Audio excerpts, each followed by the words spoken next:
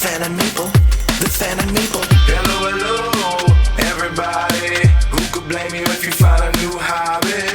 The Phantom Meeple, the Phantom Meeple, the Phantom Meeple, the Phantom Meeple. So glad you're here, watching my channel. You know Phantom, keep it cozy like a flannel. The Phantom Meeple, the Phantom Meeple, the Phantom Meeple, the Phantom Meeple. Thank you for coming, look at the time. The ghost of tabletop, future going live. The Phantom Meeple, the Phantom Meeple, the Phantom Meeple, the Phantom Meeple. Hello, hello, everybody. Hello, hello, everybody. Everybody, everybody, everybody, everybody, everybody. Like board game, like board game. If you like board game, if you like board games, you're invited.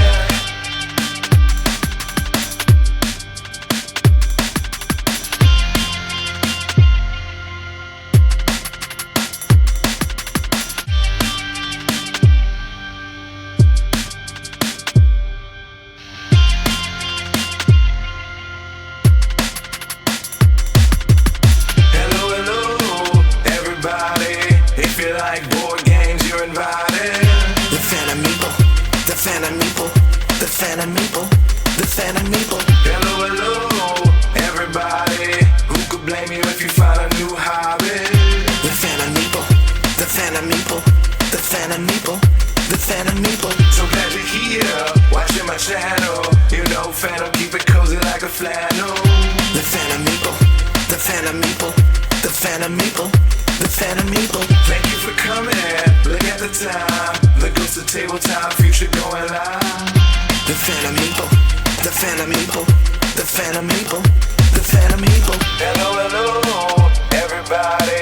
Hello, hello, everybody. Everybody, everybody, everybody, everybody, everybody. Like board game, like board game. If you like board game, if you like board games, you're invited.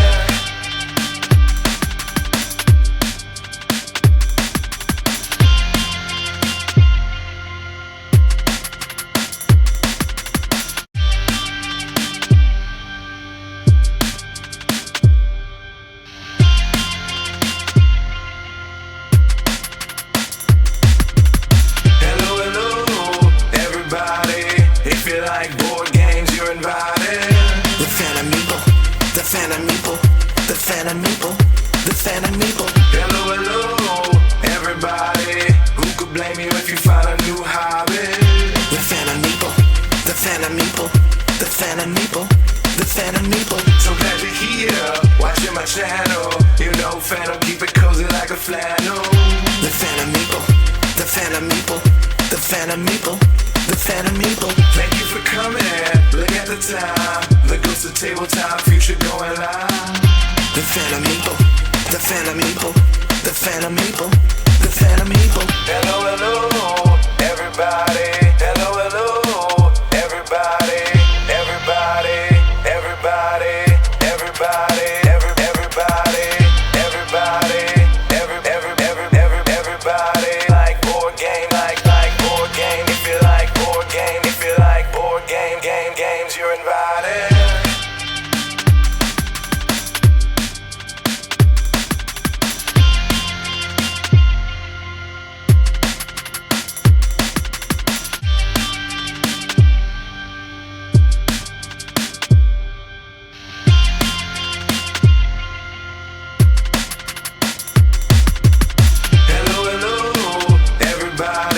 If you like board games, you're invited.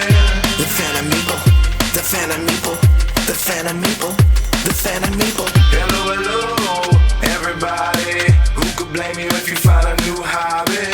The Phantom Meeple, the Phantom Meeple, the Phantom Meeple, the Phantom Meeple. So glad you're here, watching my channel. You know Phantom, keep it cozy like a flannel.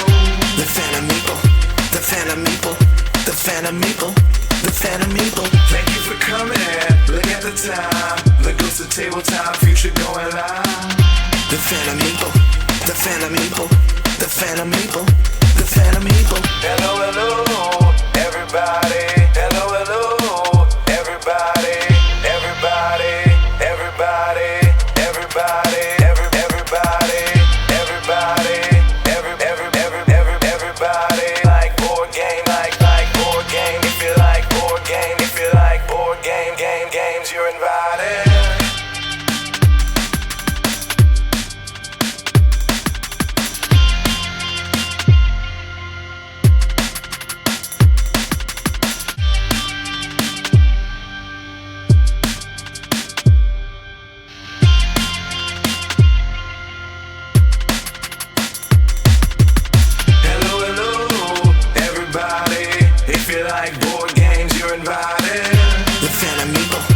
Phantom Meeple, the Phantom Meeple, the Phantom Meeple. Hello, hello, everybody. Who could blame you if you find a new hobby?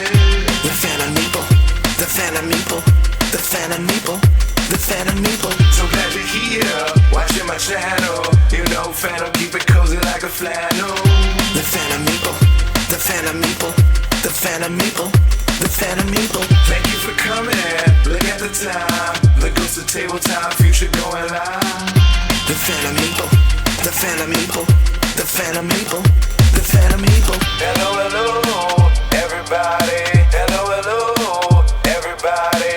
Everybody, everybody, everybody, everybody, everybody, everybody. Like board game, like board game. If you like board game, if you like board games, you're invited.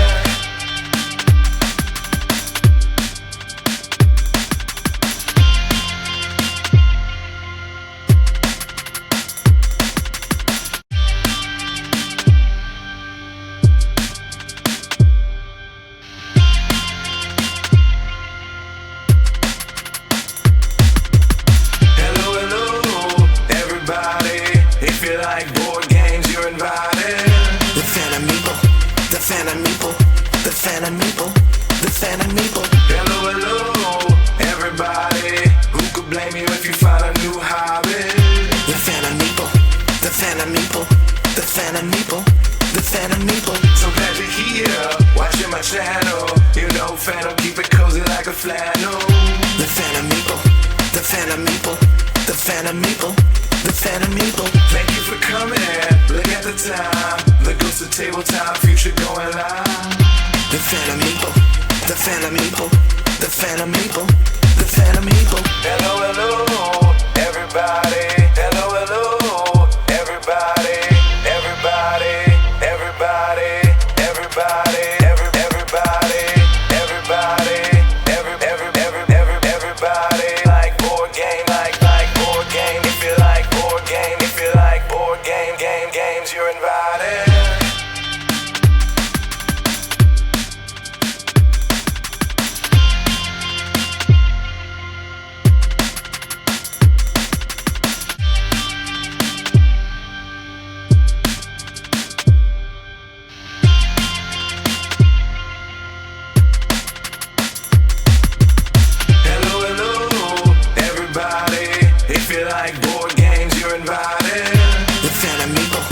Phantom Meeple, the Phantom Meeple, the Phantom Meeple. Hello, hello, everybody. Who could blame you if you find a new hobby? The Phantom Meeple, the Phantom Meeple, the Phantom Meeple, the Phantom Meeple. So glad you're here, watching my channel. You know, Phantom, keep it cozy like a flannel. The Phantom Meeple, the Phantom Meeple, the Phantom Meeple, the Phantom Meeple. Thank you for coming, look at the time. The ghost of tabletop, future going live. The Phantom Meeple, the Phantom Meeple, the Phantom Meeple, the Phantom Meeple. Hello, hello, everybody. Hello, hello, everybody. Everybody, everybody, everybody, everybody, everybody. Back to the show.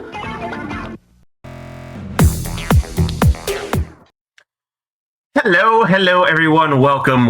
I am Joe, aka Phantom Meeple, doing a solo stream for the first time in, God knows how long. It feels weird not having Abby next to me, but she got a new job and is staying later these days, so I of course had to push my schedule back to, facilitate her coming home and doing family stuff, but here I am. I know, Timey. What is this madness? Me by myself? I don't do those kinds of things. I'm always partnered. But nope, here I am. And I figured for like the first time ever, I've done so many of these, live play streams for the last year and a half. I've never actually just, get a bunch of games in, unbox them, punch them, and just talk with y'all. So it's gonna be a real chill stream today. And I think I have not started my music. Nope, I haven't. So I need to. I know it's a super bold strategy. We'll see how that works out. I'm not hopeful, but we'll see what happens. I don't know. I have faith in myself, I guess. Okay. Hey, Granny, welcome in, and hello to Shadowrunner and Ace Penguin Herder. Glad y'all are here as well. And anybody else that might be watching the VOD and or hanging out, appreciate y'all being here. But yeah, like I said, just going to be a real chill stream today. I know I already let the cat out of the bag during the during my last TLN stream when I actually hit 600 followers. I finally announced what the 750 and 1,000 follower giveaway prizes are, and I'm gonna show them off. So figure, this will be the official announcement rather than the quick one I did during TLN. So, oh, the sound alert didn't work. Oh, why is that? That is weird. That should work. Let me see. This is what I get for things not working.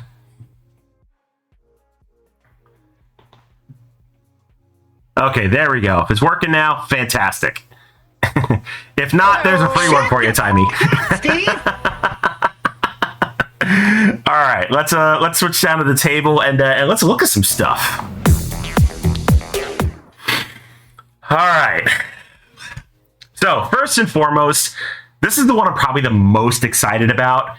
Simply because when I pre-ordered this game, like going on 18 months ago now, I was super excited. I am probably the world's biggest Mega Man fan. I have loved the game ever since I was a little kid. It's one of the first that I ever played, Mega Man 3 specifically. Although there's some people out there that say 2 is better, but I am a hardcore Mega Man 3 fan. And when they came out with Mega Man Adventures, it is a co-op game based on the first 3 titles. I was instantly hooked. So really excited to unbox this. Oh no, my amazing co-host is not Abby. I didn't turn that off, but you know what? We'll give her a shout out anyway because she deserves it. But yeah, really great presentation. Really small package. My favorite, I gotta say, are these acrylic standees. So when you're playing the game, you can be Proto Man, Mega Man, Rush, or Roll, and I gotta say, like these acrylics are just amazing. Like really good quality. They're, the art is really well done. Really solid. Like I love these. Like I would just play with these standees because I am just obsessed with them. They're so well done. I know she's not even here, and she makes me look good. What can I say? She sticks around for a reason, Timey. So those are the standees. Hey, Kel, welcome in. Glad to see you. Of course, we got our instruction book here. So, like I said, it's a co-op card game. Basically, you're playing cards to, destroy enemies and basically make it to a boss and win. So we got the 4-player boards here for each of our characters. And then each game is in its own separate little tuck box, which is really nice. And again, the art, just top notch, absolutely fantastic. Based on the first 3 games, you fight all the robot masters. You go fight Dr. Wily himself. So combination of cards and dice, and these dice are really nice. They are engraved. They're not screen printed. So they're really nice quality. Like I don't think they lacked on any bit of expense here. Like these are really nice quality dice. But yeah, this is going to be the 750 follower prize. Not this copy. This one's my personal one. But I've got one in shrink, ready to go. Once that happens, of course, it'll be streamed. Because why not? But I'm really excited to play this game because I've waited for it forever. It was, super fun to punch and just look at all this just 8-bit art. Really nice. So yeah, that's going to be Mega Man Adventures. So, hopefully we can we can get another 148 people in here to join the party, and we'll go ahead and give this one away. Now, I will say, this one is a big departure from Mega Man the board game that came out probably 5 or 6 years ago from Jasco Games, which I do have that one too. And it's not co-op, but it still kind of had a lot of the same mechanisms where you're playing cards, you're rolling dice, trying to, get through levels and beat Dr. Wily. But that was only based on Mega Man 1, whereas I like the smaller package that it has, 3 different games in it that you can play separately or chain them all together for a campaign. Really, really nice. So that's that. Then, if I somehow magically make it to 1,000 followers, here is the 1,000 follower prize, Merchants of the Dark Road Deluxe Edition. When I was at OrcaCon back in January, Board Game Feast, Daniel taught Abby and I this game, and we instantly fell in love with it. It's a very, very intricate worker placement game, a little bit of resource management, and the production on this one is really, really great. Granny says, I did not know that Mega Man had tabletop games. Mega Man only has 2 that I know of, and again, I do own them both. I mean, again, I just love Mega Man. So this board in and of itself is really, really well done. I love like the gritty, dark art style of it. A lot of intricate detail. I'm just gonna set it up here because I want to show you my absolute favorite thing about this board, which I have to admit I played with more than actually playing the game because that's just how it worked out. So this is the main board, and then I need to get out, here we go, the store spinner. This is probably my favorite component of the game. So over here is where it goes, and it's magnetic. So you just, toss it over there and whoop. Nope, that was too far. And it just goes. It's just so nice. Like, more magnets need to be in boards. Like, this is just genius. So kudos to Elf Creek for, thinking about this one. Yeah. But again, so worker placement, you are basically a merchant in I forget the name of the town here. I want to say it begins with a Y. I never remember it. I'm not going to look at the instructions because that's going to bug me. Let's see. Uh-oh. Oh, you're here Prepare somewhere. To be That's disappointed. Lumi. The world of Lumi. That's what this is. Oh, we got a dad joke. Ooh, dad joke this early on. Okay. I got a couple of dad jokes in reserve here that I think we can definitely tell here. I'm going to pull one up. Yeah, magnets are underused in games. Like, seriously, you could just save so much just resources just using magnets rather than like a plastic, like a clamp to fasten something to the board. Magnets so much better. All right. Let's see. Let's get a good dad joke here that'll make us all chuckle here. Okay.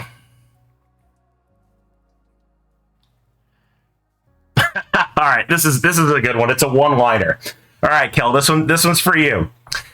I ordered a chicken and an egg online. I'll let you know which one comes first. All right, so I'll let y'all mull on that for a little bit. So the deluxe edition does not come with a couple of things, unfortunately. So these are coin bags, which are for each of the player wagons. These are actually another upgrade, which I'm sad they didn't come with the deluxe edition because you would think they would. But really, really nice. Then another thing that does not come with the deluxe edition, which also should have, is the metal coins. which are really, really nice. The cardboard coins in this are admitted a little bit flimsy, so I would say that it's worth like the $10 upgrade to get the metal coins, but sad that they didn't include it in the deluxe edition, especially since this was a Kickstarter, no less. But what is in the deluxe edition is these quartz stones are plastic and really, really well done. We have these lanterns, which are super, super nice. Cal bets the egg. Yeah, I mean, we'll see what happens. I'll let you know when they get here. I gotta admit, that's I think that one's probably on the tail end of terrible, terrible jokes. Then I don't know why I did, but I sleeved this copy. I normally don't sleeve my games, but Daniel had his sleeved, and I don't know, just it worked aesthetically, so I went ahead and did it. You're welcome, Kel. I'm glad. Hope you appreciated the joke. And then the dice in this are also really nice. They're super sparkly, which I really, really like. Just a lot of detail. Again, these are engraved dice, not screen printed. I'm a big fan of dice that can stand the test of time, because screen printed dice, I mean, you use them for a long period of time, they're eventually going to wear out on you. So seriously, game publishers, invest in some quality dice. That's my take. But this will be the 1,000 follower prize, which I'm really looking forward to give this one away, because I was going to do Mega Man Adventures as my 1,000 follower giveaway, but somehow I managed to come across an extra copy of this when it was bought for a really decent price. So I went ahead and scooped it up, and I figured, the deluxe edition is, out of print. Somebody might want it. But yeah, scooped it up, and it'll be a nice price. So yeah. So there we go. So $750 and $1,000 is going to be Mega Man and Merchants of the Dark Road. And I can only hope to ever make it that far. Granny says, nice giveaways. I wonder how many Rock Band tabletop board games there have been. Let's see. Off the top of my head, there is On Tour from Allplay, which used to be BoardGameTables.com. It's a roll and write game based on running a band tour across the United States and Europe, and they just came out with an expansion for New York City and Paris. So there's that one. Other games that are about rock bands. I know Jackie Fox, which is a friend of Amanda Panda, she is developing a game about rock bands, which I saw at Gen Con last year. I'm forgetting the name of it, but that one's in development. If anybody in the chat can think of any off the top of their heads, definitely let me know. But those are the two that come to mind as far as rock bands. All right, so moving on. This one I'm really, really excited about. So this isn't the actual game. I had to do a lot of proxy work on this one. But No-Cost Dice is a trick taker that Abby and I learned recently. And it has a really, really interesting concept. And the sad thing is that it was big 2 years ago and now is out of print. It's a small Japanese company that came up with it, and apparently it just sold like wildfire. So what I did is I looked online and I'm like, is there any way this could be played with, a normal deck of cards and some dice? You can't really play it with a normal deck of cards. I mean, you could, but then you wouldn't be able to follow the rules. However, there was a person that created a alternate art deck for this game and put the files on makeplayingcards.com, and that actually came in today. And I spent the better part of the afternoon sleeving these, because these trick takers are hard to find, and especially since this one is not easily obtainable from a print-on-demand company, I did also sleeve these. But the premise of this game is really, really fantastic. So it's for 3 to 4 players. You have a deck of 5 suits with numbers ranging from 0 to 7, as well as some dice, which also match the suits of the cards. So at the beginning of a hand, you take 4 dice per player plus 1. You roll them all. You draft the dice, and then you deal out cards to everybody. Then you play a total of, I think it's 14 tricks, but your dice are also cards in your hand. And you have to play your cards strategically because whatever die you have left over is going to be your bid for the hand. So you're trying to, figure out how many tricks you're going to win, but not bid too high or too low, because you get 1 point per trick, but you also get 10 points per trick if you actually make your bid. So more points if you're correct, but not as many if you're over or under. But yeah, really, really cool trick-taking game, and really excited to introduce this to more folks, because we were really amazed the first time we played it. It's like, trick-taking game with dice. And funny enough, going back to All Play, they just released a Kickstarter today, which is nothing but trick-taking games. And one of the games is called Mori, which was designed by Daniel Newman, which also is a trick taker with dice. So I'm really excited to, see more like card games integrate with dice. That's really, really fantastic, and looking forward to it. So that's No Coast Dice. Again, I really wish the actual one was in print, but I'll take a proxy copy because why not? Oh, why did you come off? You get back in there, you.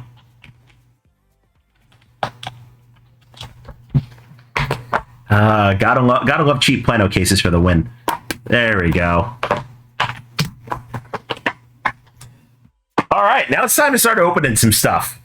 So, as I said, Abby changed jobs, and she got paid out all of her PTO time. So she's like, I'm gonna buy some games. I'm like, you know what? Go for it. Be my guest. Knock yourself out. We needed to do some culling anyway, so we cleared some space off the shelves.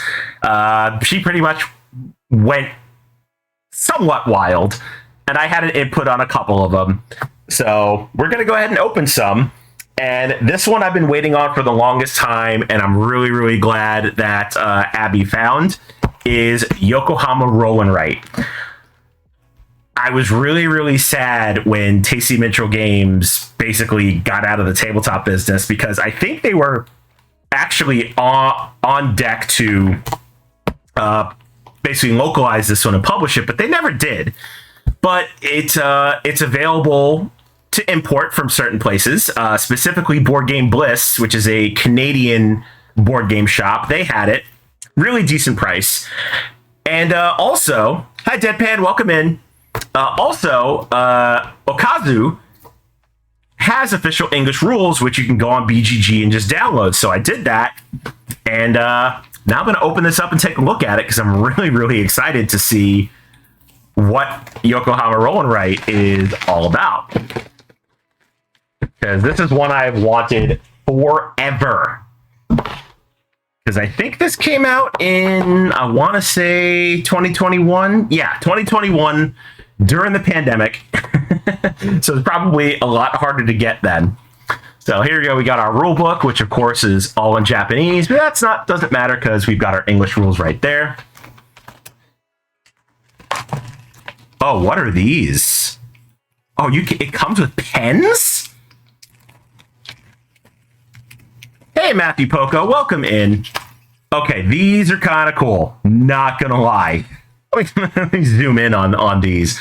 Okay, this is probably. Wait, no. Is it a pen? No, they're like pins, like map pins. Now I got to see what these are for, because now I'm curious. I thought they were pens. All right, so let's look in here and see what the heck these are.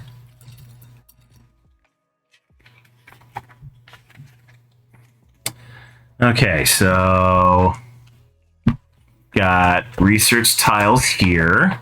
I guess something's already fell out of the punch board in the plastic. Let's see. I don't see what these are, other than like fancy push pins.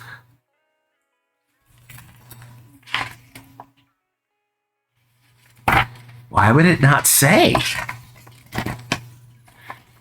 Yeah, they do look like golf pencils, but they're not. Like here, I'll zoom in on one of them. I mean, unless they're just really, really sharpened that fine. Oh, you know what? They are pencils. I mean, you're not gonna get much use out of that. Cause yeah, it's not like the lead goes all the way through the plastic. But I mean, you can get some good uses out of that. But that's a heck of a pencil. All right, interesting. Yeah, graphite tips. But it almost seems like a waste that they made them out of plastic. Like you're not gonna use them very many times, depending on how many games out of this you get. But okay, so we got pencils.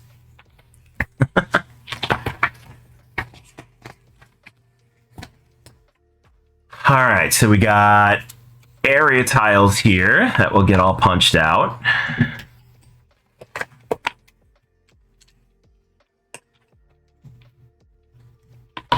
Let's see, 8 area tiles, which we got. Got a start player marker.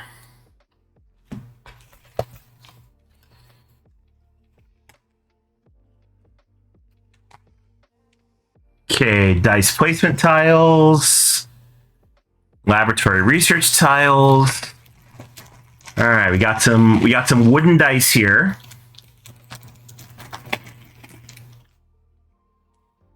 Let's see, are they dirty or are they just like speckled? Huh, it's weird. It looks like this white one just has like dirt on it. And wow, it actually is dirt. Wow, what the heck? They ran this dye through the ringer. It's just covered in like brown spots of dirt. Ah, weird. All right, so we got that. Next, you've got our employment cards,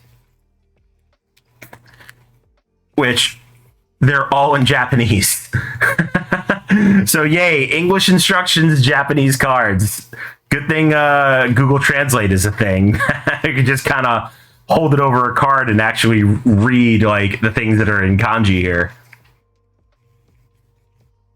But a lot of it is just iconography, so it looks like just a couple of cards that actually need to be translated, which isn't bad.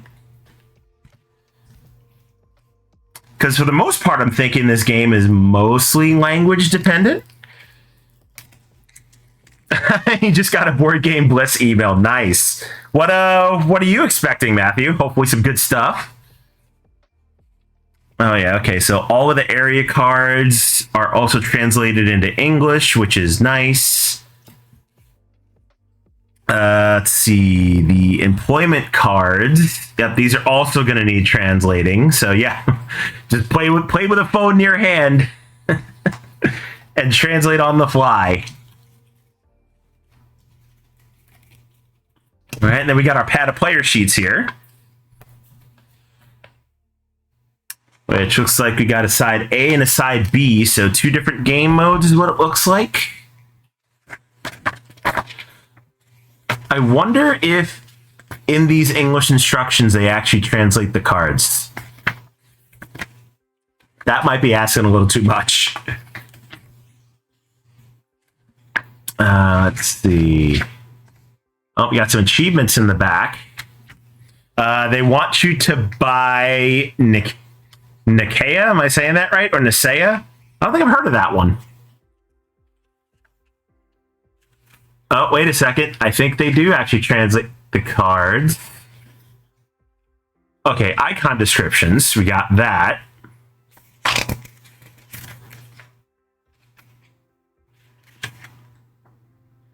Okay, that's okay.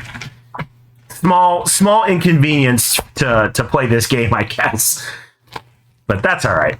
Hollandspiel games are always very interestingly themed. They really are.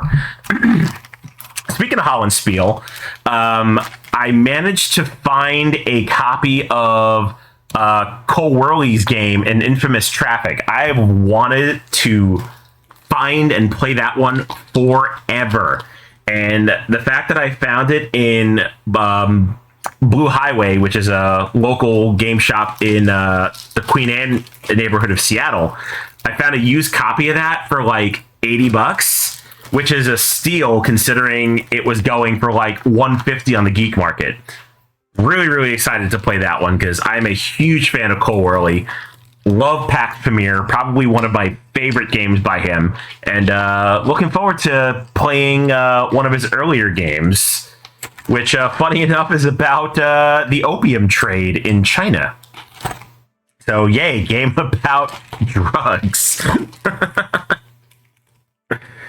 All right, so not too much to that one. So that's Yokohama rolling right. I like the pencils. Not a big fan of that they're attached to plastic, which you're all probably going to get maybe 20 or so uses out of them. And if you press too hard and you break that tip, well, then there goes your pencil.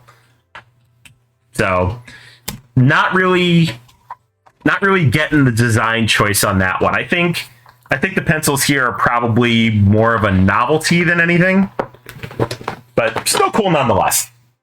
All right, moving on. Next, an expansion that I'm very, very excited about, Furnace Interbellum. So I picked up Furnace after Dice Tower West 2 years ago, which was the first board game convention I ever went to. And Benita actually showed me how to play Furnace, and I really enjoyed it. But funny enough, apparently Abby had mentioned Furnace to me before, saying that it looked really, really interesting, and she wanted to play it. But then again, I had no idea. So I tell her, hey, I tried to buy Furnace. The Arcane Wonders booth was completely out of it, but I ordered it online, and they gave me free shipping. And she's like, oh, funny, I wanted that game. So here we are, 2 years later. We've got the expansion to Furnace Interbellum. And really, really excited to unbox this one.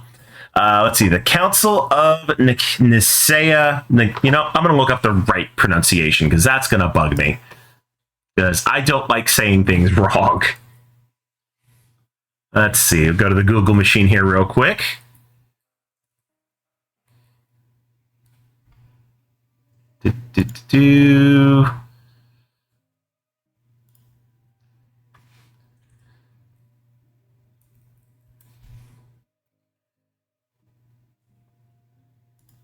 Okay, there we go. Nicaea. Okay.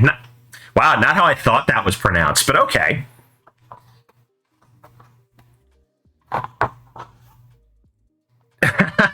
Yeah. Oh, that's great. Furnace also comes with unusable pens. That's awesome. Oh, I love it. All right, let's see. Oh, we got some spin dials here.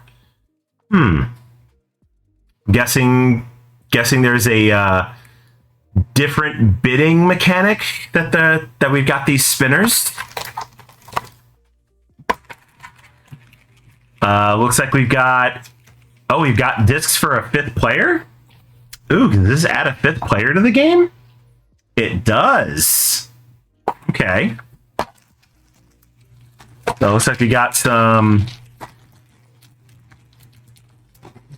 extra resource tokens. So I guess if you increase the player count, you got to have the extra tokens. I love this. I'm going to zoom in on this real quick because this is great. Assemble the capital discs before your first game, and they're already assembled. Kudos, Arcane Wonders. Kudos to you. I love that. Let's see. There should be a... Oh, yeah, yep. Here's the teal player's token. We've got some $50 coins, because I guess the expansion, the money's going to go that high. I wonder if this actually fits in the core box. I'd be curious. Okay, then we've got new cards. So we've got some new company cards. We got 5 capitalist cards, including an updated one. Ooh, which one did they update? Oh, I gotta look now. The dials were a stretch goal. Okay. I wonder what they were going to use aside from dials, or what they're even for.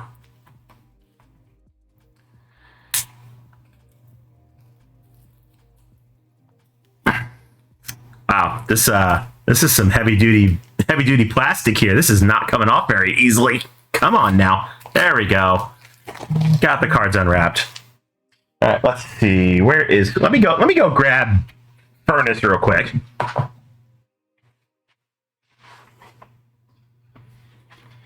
And I'm curious to see if this will actually fit in the main box. Because I mean, everything fits already pretty well in here. Let's see. Yep, there looks like there is space for the teal player tokens. See if they rest. Yep, right on top there. Okay. So that's a plus.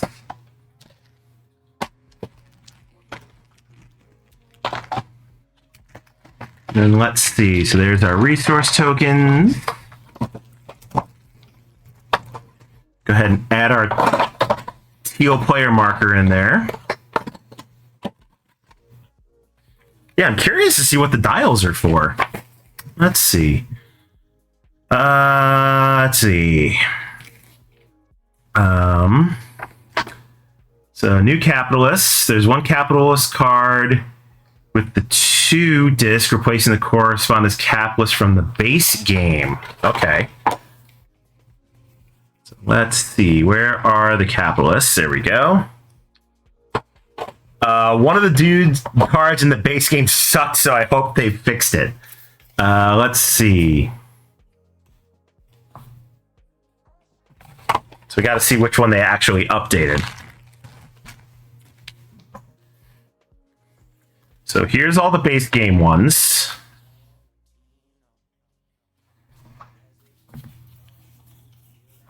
Then we've got 5 new ones. Oh, there's Abby. We were just talking about her. Okay, let's see. Which one did they... Looks like they changed. So this one looks new. This one is new. Ah, here we go. So looks like this is the one that they upgraded.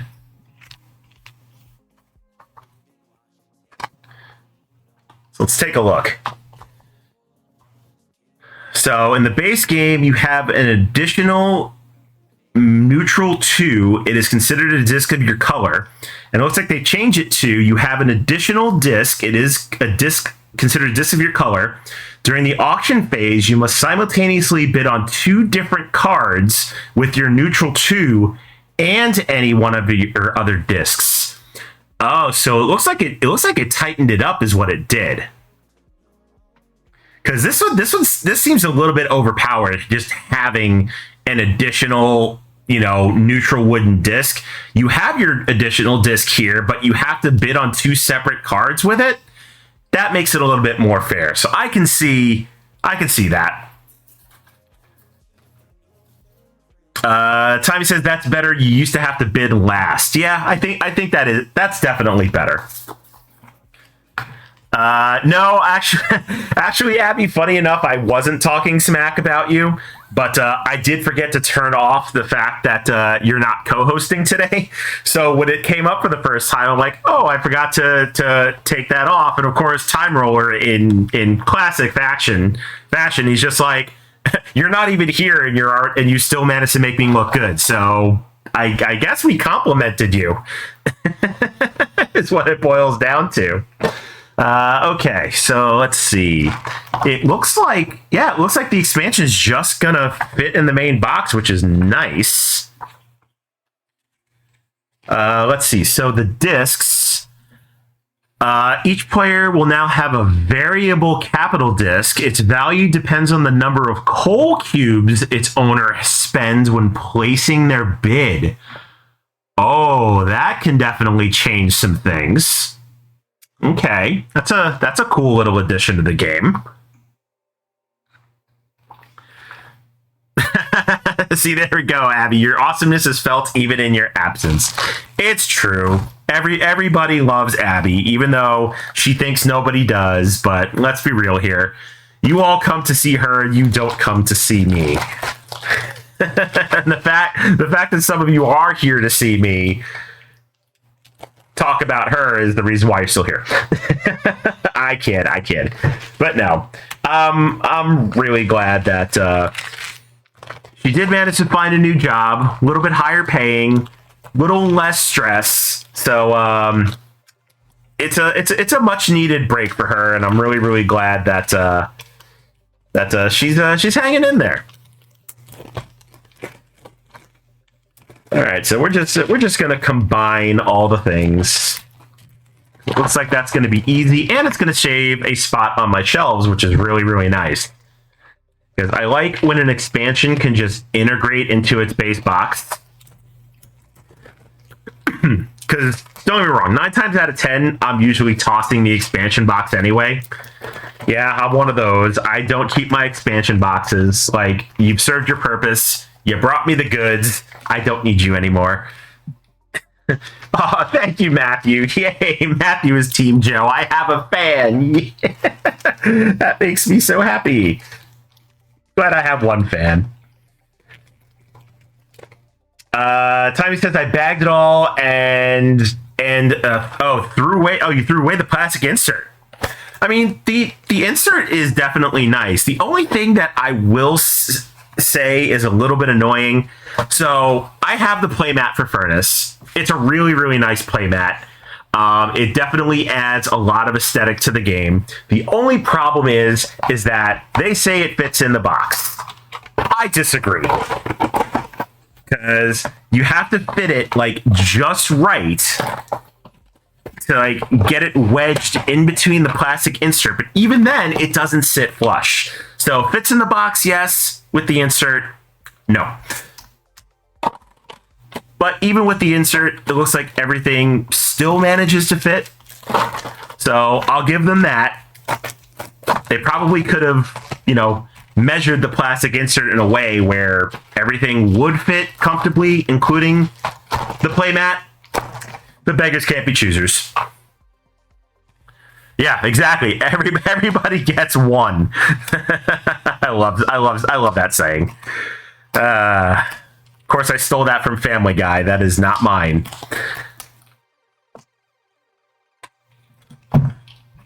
I am curious what these pen tiles are for. Let's see. What do we got here? What are so manager tokens? What are the manager tokens for? Let's see. Shuffle all the manager tokens on the opposite side of the table, farthest from the deck. Place several business school cards, and then place a stack of manager tokens next to the cards. Okay, so it looks like they just give you like effects throughout the game, which kind of changes things up. That looks pretty cool. So I like that. I like that this is modular, that you don't have to use everything that comes in here. Manager tokens for when you can't hold back your inner Karen. Facts. Absolute facts. Let's see. 5-player game. When setting up, determine the first player before distributing the startup and capitalist card. The player who goes 5th in the first round receives 2 startup cards and 2 capitalist cards and chooses one of each. In each round, auction off 9 company cards and 3 manager tokens. A 5-player game can take a long time, so we don't recommend beginners play with this count. That's good of them to say. Oh, and I like it's got, if you're using the playmat and don't want the 9th card outside of it, flip the top card of the deck. This card will be the first row, and 8 more cards. Okay, that's nice that they put that in there. So nice that they adapted the playmat, even though they probably weren't counting on it. So, all right, so Arcane Wonders got 2 on this one. All I'll give them 2. Yes. Excuse me, can I see your manager token? That's something a gamer Karen would say. That's actually funny now that I'm thinking about it. All right, let's see. So grab a smaller bag here for these manager tokens. Question is, where am I going to put them? This might be the only thing that might not fit in the insert. And this might be what gets the insert tossed. Let's see. Yeah, if I can't make it fit comfortably, I would not have any problem tossing this insert because it already doesn't fit in the box. Let's see, so if I do that, and then I've got all the coins and tokens. You know what? No, not even gonna try. I think the insert has overstayed its welcome, so it's gonna go away.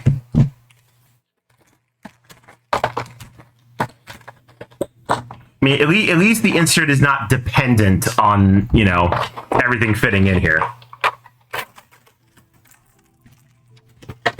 Yep, that's just gonna go. Then I don't have to worry about the playmat not making the box flush. Yeah, exactly. Free the insert. Cool. Now everything should fit really nicely. And plus, I've got baggies for all this stuff anyway. Because, you know, as board gamers, we always have plenty of baggies. So let's see. Let's go ahead and grab a couple of bags for all of the discs and such.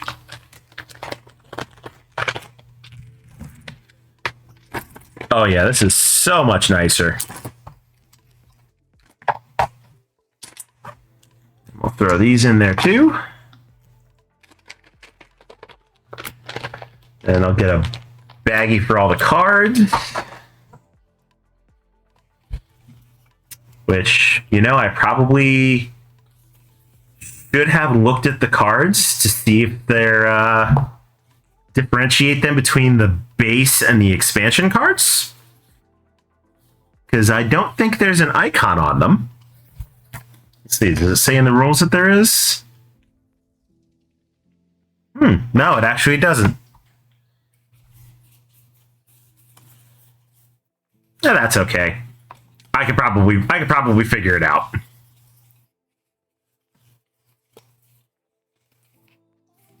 So let's see those. These are the old ones. And we got the new capitalists. Yeah, I should probably separate the cards. Let's see, so we got 4 agent cards. Yep, we got those. 3 business school cards. Let's find those.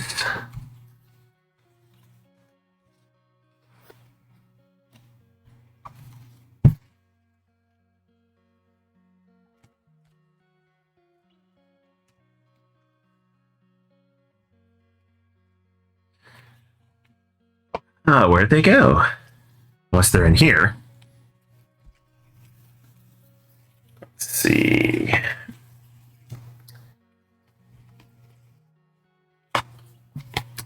All right, these look like they are. That's 2 of the new startup cards.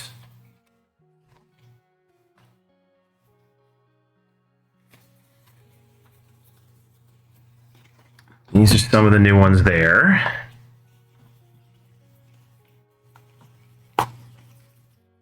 Hello, Amanda Panda. Glad to see you. Is the expansion box big? No, the expansion box is actually small in comparison. So yeah, there's the expansion box. It literally, without the insert, fits inside of Furnace's base box. So the expansion box is definitely smaller in comparison. All right, where did all these starting cards go? I've just mixed everything together and I did not bother to differentiate them. Oh, here we go. There's the business school cards. So we got those. And there's the other startups. We got those. Then we got the new capitalist cards. So there's that. And these are probably the new company cards.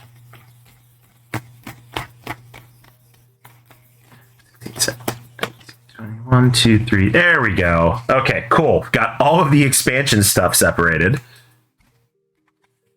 is probably a good idea. Let's see. You are...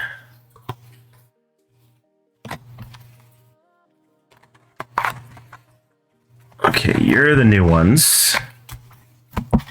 There we go. All right, so expansion cards, we'll keep those separate.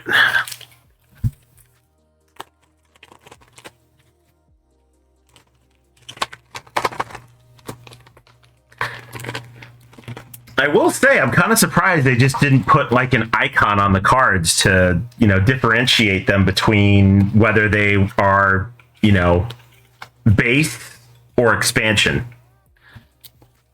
So I guess that's my only complaint. But either way, excited to play the expansion of Furnace because I really enjoyed it. And it's actually been a while since I played it. I think I haven't played it since I got back from Dice Tower West. I think I played it once or twice. And then, yeah, it's just been on the shelf. And then thought about it again when they announced the expansion a while back.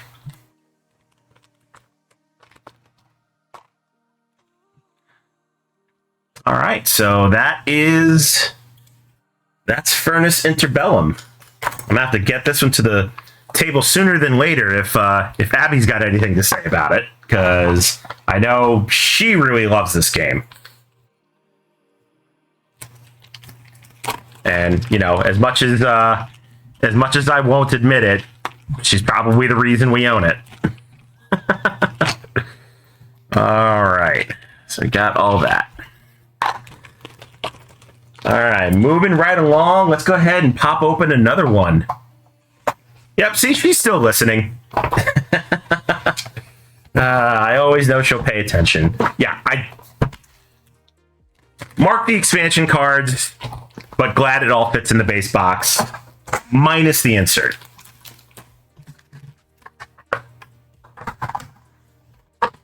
Yeah, I do like a good engine builder, and Furnace definitely scratches that itch for sure.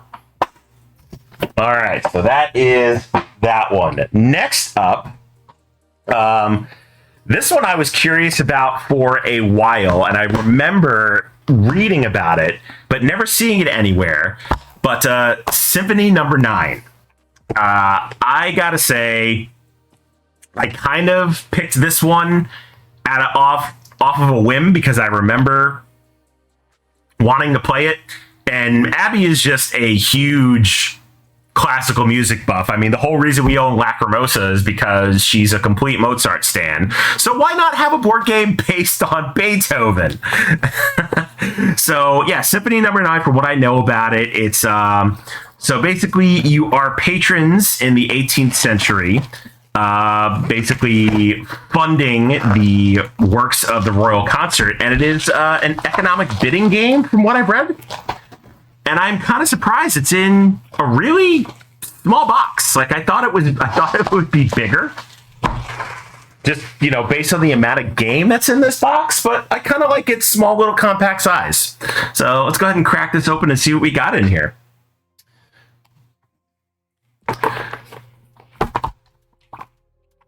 All right, so this game was made in Taiwan, so we've got multi-language rule books, of course. We've got our English rule book, we've got our Japanese rule book.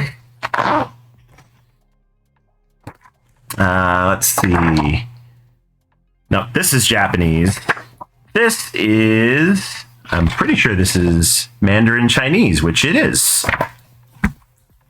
All right, cool. So we got our 3 different rule books. Oh, looks like we got a lot of boards in here. Let's see what we got going on here. Interesting. So it's not like cardboard in the traditional sense. It's almost like it's printed on like foam board almost. Gotta say that's pretty cool. And let's see, we got some tiles here, which I think these are our player boards. Oh yeah, we got all the famous conductors on here. So let's see, we got Handel, we got Bach, we got Mozart, Haydn, Beethoven, and Schubert. Okay, so a lot of classical music representation here in this game. All right, let's see. Ooh, it's a tuck box. Okay. So is everything else in this tuck box here? Oh yeah, sure enough. No punch boards. Everything is in a tuck box. That's really nice. All right, so it looks like we got our player sheet here. So that's going to have to go in the lamination pile. We'll set that aside. Rock me, Amadeus. It's like we got some QR codes to the publisher for their website. Huh, I really thought this had like a board, and I'm not seeing one. Gotta look in the rule book here. Oh, look, it's an Abby. Hello. She exists. Hello. I live today. You do live today. Yeah, I'm opening all your babies. I know. I don't know if you're gonna want to relax or should I like count on you crashing here. The Kraken game is on, so I am going to... No, hockey more important. Go. Yes, you can keep me apprised of hockey. Yeah. Tybee says hello. Hello. Speaking of the Kraken, yeah, 3 minutes ago in the first, nothing. So that's not a surprise. That's how the last 3 games have started. All right, let's see. Oh, so I guess just this is the board. I thought there was like an actual board. Okay, and then let's see these in here. Musician career tracks. So I guess this just has a lot of sideboards. Oh yeah, that's nice. Okay, so nice and compact. They just fold up like that. All right, and then it looks like we've got a bunch of those. Okay, yep, and then these are our player boards to keep track of all of the patron donations to each one of the composers. We got all our donation cubes here, which I'm wondering if I have to separate those, or can I just keep them in one bag? Let's see, set up for a 4-player game. Oh yeah, they need to be separated because that's how it's set up. So this will take a couple of minutes just to get them all separated by color, and it'll save a lot of heartache. We'll try to set up the game. All right, let's see, what else do we got here? Looks like, what are these? Got different scoring tiles.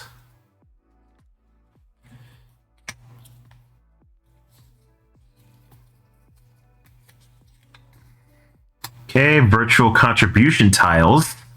Wonder if this is for like a solo mode. Oh yeah, this is for solo mode because yeah, the MOAI, which is the Automa for Mo Ideas game design, which I think is really cool. So yeah, so those are for solo mode. Let's see, what are these for? Okay, musician tiles. Okay, so I'll just put those in there. Okay. Oh, 2 and 3 player, and then 5 and 6 player scoring tiles. Okay, so different for each. You know what? I think I might want to bag these. Let's go ahead and bag those. Oh, of course the Stars scored. Boo. It's because I looked at the score and said something. That's why the Stars scored. Yeah. Let's see. 4 money chests. Oh, so it looks like we got to put these together. I wonder if they can stay together in the box. Let's find out. So let's see. It looks like these just fold up this way. And they go long ways like this. Oh, that's nice.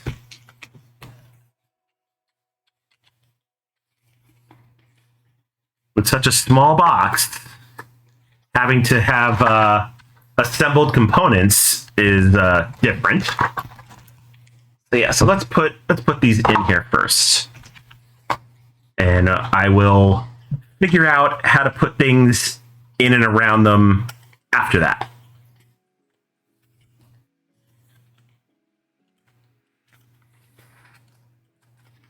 We'll say really nice though. Oh, I see. They are dual-sided. So one has the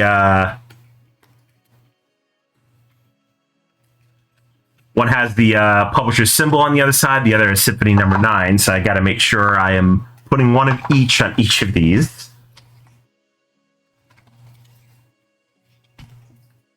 So as I'm sitting here just unboxing and putting together games, what all new games have you all gotten recently? Anything good? Anything fun?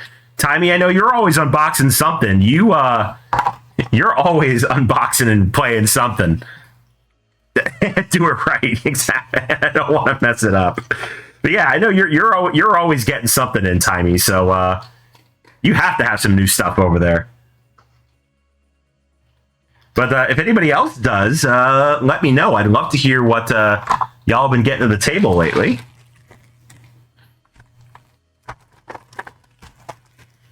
Yes, I know your new games are my new games. Time says I got Ready Set Bet last week. Earth and Vindication supposed to be here Friday and Saturday. I do like me some Ready Set Bet. John DeClaire knocked that one out of the park. Like, such a fantastic party game. I was not expecting that to be fun when I saw it at Gen Con last year, but it was a lot more fun than I expected it to be.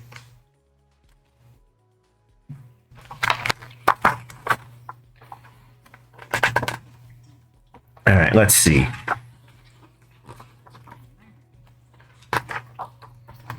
All right, so let's go ahead and bag all these cubes after I get everything back in the box, which looks like everything's going to fit nicely. All right, let's get a smaller bag for these musician titles. So many baggies. You'd think I would organize them, but they're not. They're just kind of in this just plastic case here. Matthew says we played Gizmos, Inish, Lanterns, Dice, Modern Art, and Sagrada this week. I have not played Modern Art. How is that? I've heard a lot of people say good things about it, but that is one I definitely want to get to the table if I can find somebody who owns it.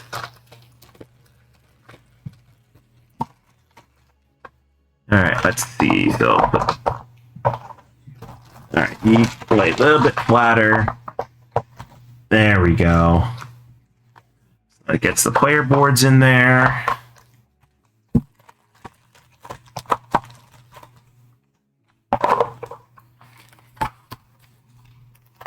Let's see. And then all the musician tracks can go in here. There we go.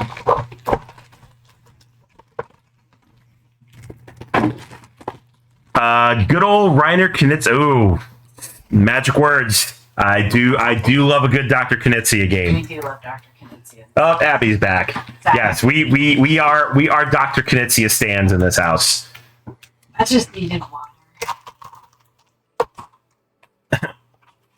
Why, to put out the dumpster fire that is currently the Kraken being down 1-0? Oh, Hopefully, so I'm not a dehydrated potato. But yeah. Well, yeah, we definitely don't want you to be dehydrated. That would be bad. Yeah. Ain't nobody got time for that. No, especially me. You would have lots of fun with me. Matthew says, we really like Knizia games. His auction games are really smart. Yeah, Abby backed the deluxe edition of Ra, and we actually were at a game day this last weekend where a bunch of our friends played it, and from what we overheard, it sounded interesting. So we're really excited to play Ra. Like, even before the deluxe edition, I mean, it looked really, really fun. But then again, you know, we'll play just about anything that the good doctor creates. That and Uwe Rosenberg. Yeah. Just if it's Knizia or Rosenberg, like just put it on the table. Don't even tell me what it is. Just teach me how to play and let's go.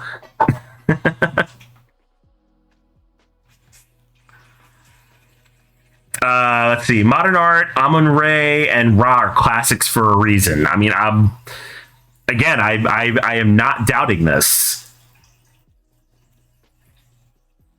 I mean, the fact that Reiner Knizia makes so many games like a year and has like what, close to 700 to his credit. Mm-hmm. What I think. Like the man is just a genius when it comes to game design. The fact that he can just crank so many out, and I don't think there's a Reiner Knizia game we haven't liked. Well, we just played Circus Volcati and really liked that one. Yeah, like we didn't even know that one existed. Like, you know, simple little like set collection game that he did, and is super so well done and super fun. Okay, goodbye. All right. Pleasure having you here for a minute. Yep, bye. Did you just trip over the cat? No, the laundry basket. Oh, the cat laundry basket. Same thing. Let's see. We also got Art Robbery recently, and it's such a cool little box. I have not heard of that one. What's that one about? I'm sure. Like I said, I'm sure it's another Knizia game since we're on the subject. But I am always on the lookout for other games of his that I may not know of.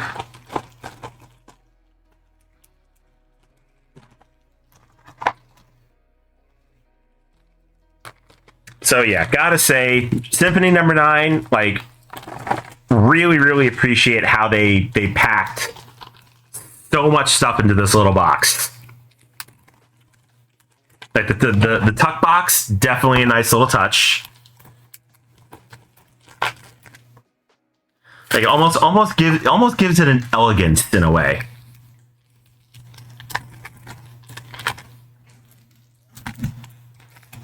All right, as soon as I get these cubes bagged, we'll go ahead and go down to the next one in the pile.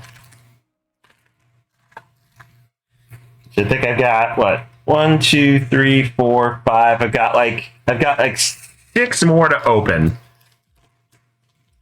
Let's see, 2021 Knizia game where everyone plays robbers who are out for themselves. Okay, might have to look in on that one. Tommy says looks like an Oink Games box, but it's not. Okay, so it's a small box game. Okay, cool. Like the sound of it. I'll have to Google that one after the stream. All right, so we got all our cubes in there. So let's see now. So that gets there. That goes there. I'm gonna try and flatten this out so the box will close flush. I think it will. There we go. Get our instruction books.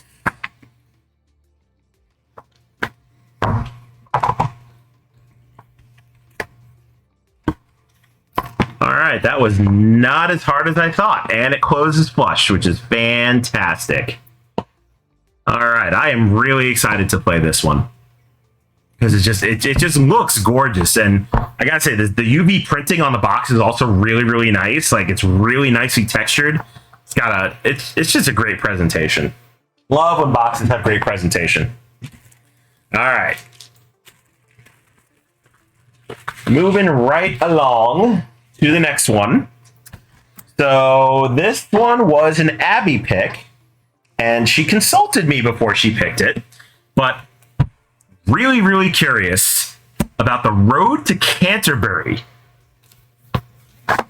So the reason why this one really stuck out is because it is a game for 2 or 3 players. So, you know, a player count, which is right up our alley. It's either going to be us or, you know, if we have a friend over or if we include Ace in our gameplay, you know, really, really good for that. Let's see. See that box is a Garfield Games. Yeah, Symphony Number 9 is definitely Garfield game sized. We also added Oak, Star Wars, Clone Wars, Atua, which I know I'm probably saying that wrong, but I know that's an Uwe Rosenberg, and Village Rails to the Shelf of Shrink. Village Rails is so good. Like Matthew Dunstan and Brett Gilbert, like those two can do no wrong in game design. Like love just about everything they do. But yeah, so the Road to Canterbury looks really, really interesting. I'm going to read the back of the box here because this is what really turned me on to this. So here we go. Greed, pride, gluttony, wrath, lust, sloth, and envy. The infamous 7 deadly sins. For the faithful, they instill horror. For you, on the other hand, they present a wonderful business opportunity. In The Road to Canterbury, you play the role of a medieval pardoner who travels the road to Canterbury, tempting pilgrims with the 7 deadly sins, and then pardons these sins for a fee. Each sin which a player tempts a pilgrim increases the amount of money that will be paid when that sin is pardoned, but also brings death one step closer, which threatens to kill off your customers. These are deadly sins after all. Players who also make use of fake holy relics to perform special actions. Bonuses are awarded to players who corrupt each pilgrim the most while traveling the road to Canterbury. Players also score a bonus from the Partners Guild for being the first to tempt pilgrims to commit each one of the 7 deadly sins. Players are further rewarded for performing last rites for pilgrims as they pass away.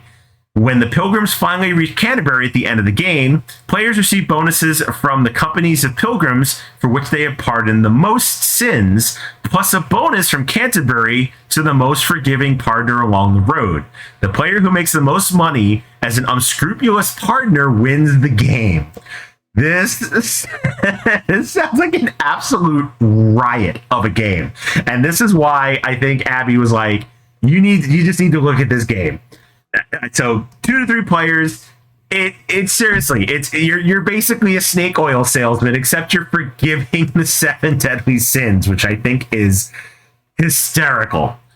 So let's go ahead and open this up and take a look at what we have in here. So did not know that this was an Eagle Griffin game. Like I thought they only made, I know they usually concentrate on a lot of big box games, like they've done like 90% of Lacerda's. They've done Railways of the World, which is like huge boxes. I know they did Can't Stop Express, which is, you know, a tiny little box. But yeah, this is probably the first normal-sized Eagle Griffin game I have ever seen. So let's go ahead and open this up and take a look at what we've got in here. The art style, kind of cool. Like, you know, little like abstract and hand drawn. Really, really cool. Got our instructions here. Looks like we got some player shields. So I guess there might be some hidden bidding going on here, which are also dual purposes player aids, which is really nice. I love screens that also serve as player aids because that's just so convenient.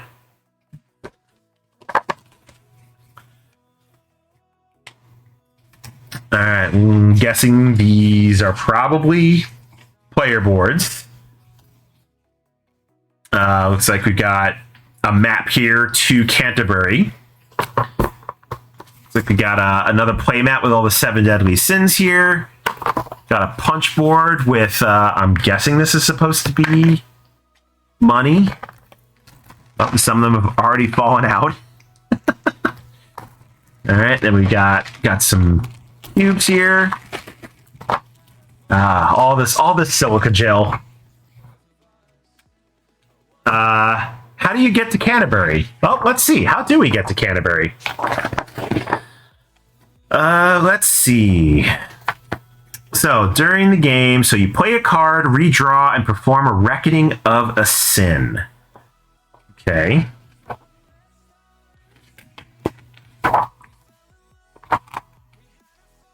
The game ends when the pilgrims reach Canterbury. So it looks like they just move along towards Canterbury as the game goes on. So I'm guessing getting to Canterbury is just the game's timer, which seems to make sense to me.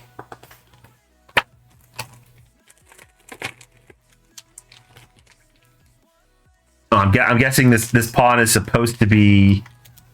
Let's see. This is the Parson pawn. Wait a second. Where's death?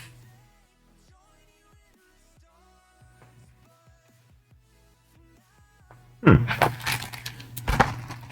right, so we got some cubes. Got our pilgrim cards. Let's go and take a look at these.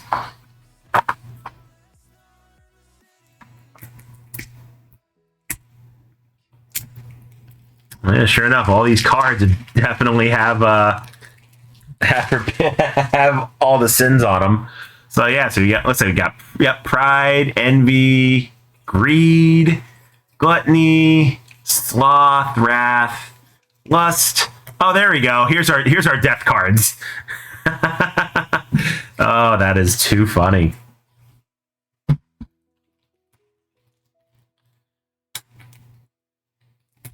And it looks like we got some pilgrim cards here, which looks like special actions, I'm thinking.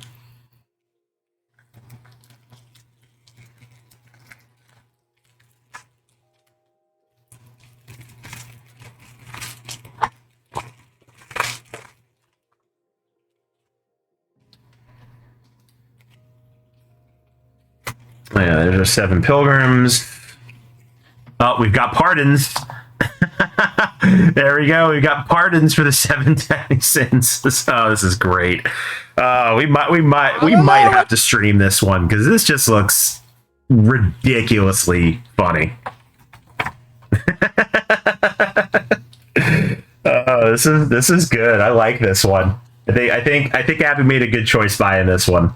Because just based on reading the back of the box alone, already has me intrigued on how ridiculous of a game this already seems.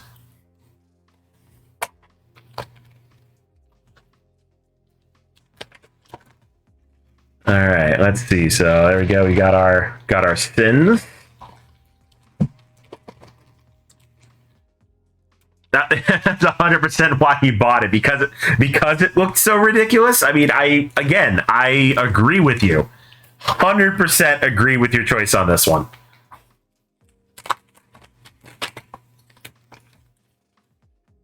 Just the premise is just so ridiculous. Like, I'm sorry, it's literally the religious equivalent of selling snake oil. You know me well enough to know I buy games for reasons most are not legit. I don't know. To say you didn't have a legit reason with this game, I kind of have to.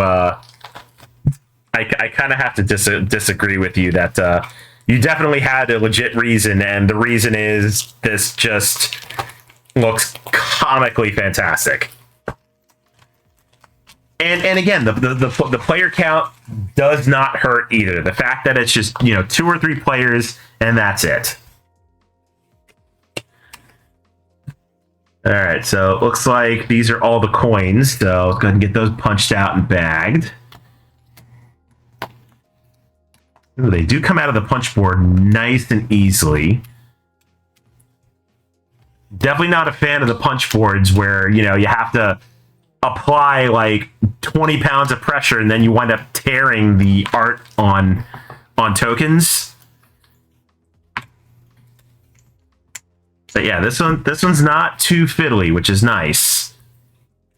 Like like spinny things, pretty things, or it looks insane. All right, so there we go, everybody. You now know the potato scale of buying games. If it's spinny, if it's shiny, or if it's absolutely off the wall, Abby will buy it.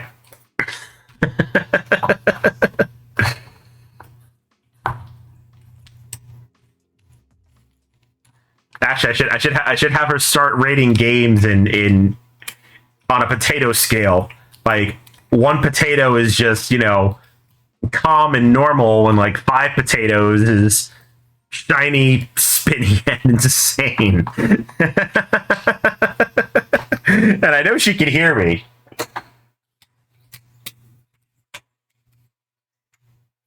So I'm wondering if she'll agree to that rating system. All right, so let's go ahead and get these coins bagged. Oh, so this was a 4 potato purchase. Okay, so not like top tier off the wall, but fiddly enough to rate a purchase. Oh, there you have it, folks. 4 out of 5 potatoes. If you want something that's different, this is the game for you.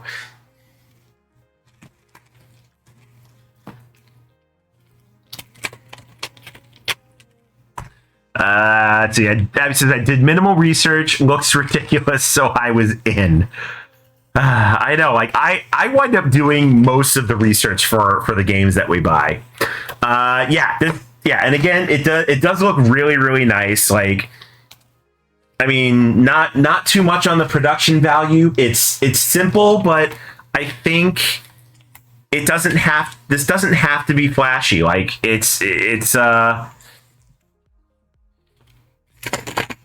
just gets right to the point. Speaking of which, that reminds me of a dad joke that I actually told Abby yesterday that she sort of chuckled at, and I'll give this one to y'all for free because why not?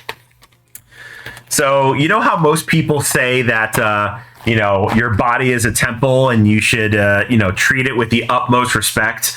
Well, mine is like the Catholic Church, full of wine, bread, and guilt. I saw that yesterday in passing on Facebook, and I thought, oh my God, that is terrible, but also fantastic at the same time because it's mostly true. But I don't know, I got a good chuckle out of it. All right, so that is the Road to Canterbury. Expect to see this one on a stream real soon, because now that I actually read the back of the box and saw what this is about, I'm excited to get this one to the table. 100% excited to get that one to the table. All right, next up, let's see. The last thing that we got from Board Game Bliss, I need to get to the bottom of the pile for, because I'm noticing I'm probably not going to have time to open everything today. Might have to save some stuff for next Tuesday. Next up is Iki from Sorry We Are French, which is a company underneath the Hachette umbrella. I played this one with Danny Lowe from Hachette and Amanda Panda on the Panda and Phantom show a few weeks ago, and really, really fell in love with this one. Really great game. It's obviously it's a reskin of the original game that was done in the early 2000s, I believe. But yeah, really, really great like worker placement set collection. It does have a really, really nice 2-player mode, which is really cool, but very, very challenging worker placement where you can't do everything, but you're gonna sure as hell try to. But it doesn't punish you if you absolutely try to do everything, and I think that's kind of what I liked about this game. Oh, I'm glad you enjoy Iki, Tiny. yeah, I really, really enjoyed this one, and I'm really looking forward to teaching this one to Abby, hoping that she doesn't hate it. Because the last one that I thought she would like, we played 4 times, and she absolutely despises, which is really sad. And if you're wondering what game that is, it is Oros from Lucky Duck. Was not a hit with her. We played it twice with the Automa. We played it once at 3 players, and it just wasn't for her. I like it. It's it's very much a spatial puzzle, and I'm a big fan of it. All right, so we got our player board here, which really, really nice. Very, very vibrant. I love this player board. Really, really gives the feel of feudal Japan. Like, kudos to whoever they hired to do the art on this game. Let's see. David Sitbon. Well, kudos to you, sir, because I really like the art in this game. Timey says, I heard Oros is very abstract, and many are not wanting to go back to it. Yeah, it is. Oros definitely falls under the abstract puzzle umbrella, and playing it 4 times now, I think I can say with some confidence, you're either going to like it or you're going to hate it. That's my opinion. You're either the puzzle aspect of the game is really going to click with you, or you're just going to play it once, be like, I don't know what the heck went on, and just completely dismiss it. And I think that's kind of where Abby is at in terms of what she thinks of Oros. Yeah, there it is. So funny enough, at the end of the month, we're actually hanging out with Anna Maria and her partner because they want to learn Oros. And I told Abby this, is like, all right, you only have to play it one more time, then you never have to play it again. And she's like, I'm calling in dead from that game. Yeah, calling in dead. Like, how much do you have to dislike a game that you have to call in dead to a game day? I mean, don't get me wrong, the way she said it, I was just cackling hysterically. I'm like, seriously, bro? You're gonna call in dead? Like, it's not that bad of a game, but I mean, apparently that's where we're at. So she doesn't like it. I mean, that's okay. Every game can't be a hit.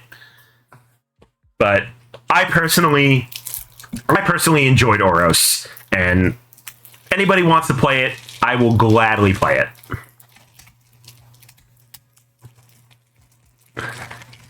But that's just me. I usually tend to like a lot more games than she does, and I don't know. I think I have a pretty good track record of picking out games that she would like, but again, nobody's perfect, and Oros definitely was a miss. You're gonna be big enough to close? No, you are not. All right, let's put you in a bigger bag. Definitely have more wins than losses. Yeah, see, that is, I at least have that going for me. I have way more wins than losses. So the fact that, you know, dude, I'm trying to think of what hasn't really hit with you besides Oros. I think Oros is probably the one that missed the most. Others, I think you've tolerated for the most part. And I'd have to look behind me on the shelves to see what games those were, if we haven't given them away already. Let's see. Just trying to picture some like right out of the corner of my eye that just really didn't hit with you. I actually can't think of any now that I'm looking. We might have culled the ones that you didn't really like. Yeah, I think as of right now, Oros might be the one that is hanging on for dear life right now, and only because we promised Ben and Anna Maria that we teach them. Or, as in we, I meant me.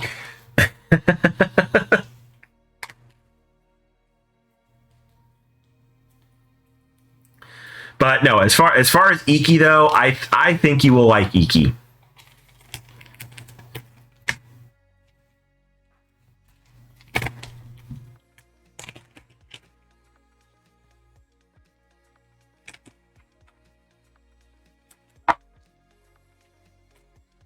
Let's see. How am I doing on time? Okay, I got about 7, almost 8 o'clock here on the West Coast. So half an hour, I could probably open 1 or 2 more games, and then yeah, might have to save some openings for next week. That is if I decide not to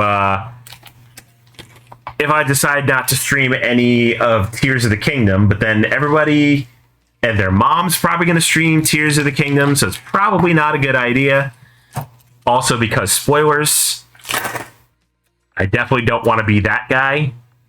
I know some just don't care.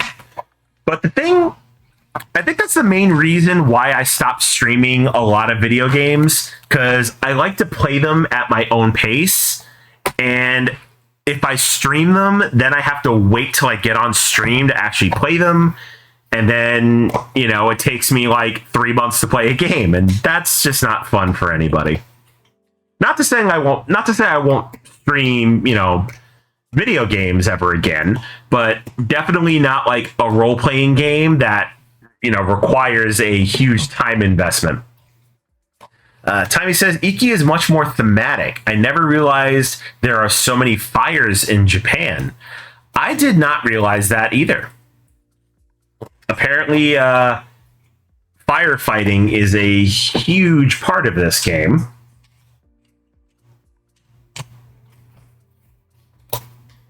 And I'm sure it is, I'm sure it has to be thematic.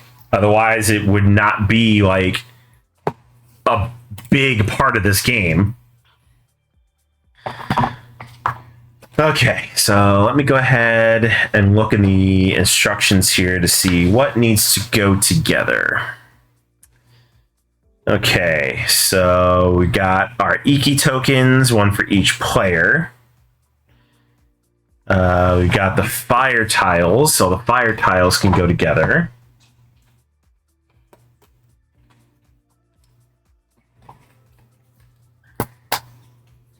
Okay, so we got those. I guess if your house is made of rice paper, yeah, I mean, rice paper is super flammable from what I've heard. Let's see, sandal tokens. Yep, so all the sandal tokens can go together. Let's make a pile of those.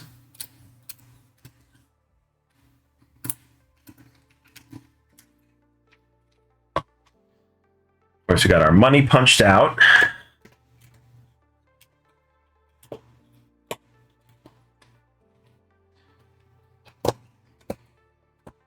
I wonder what a deluxe edition of this game would look like. Imagine if these bigger gold coins were actually metal. That I think would be pretty cool.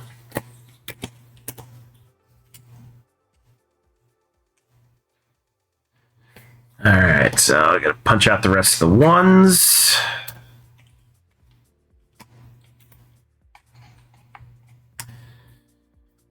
And I will say, though, it's interesting that the bigger denomination of the coins are 4s. So I'm really, really interested why they decided to go with a multiple of 4.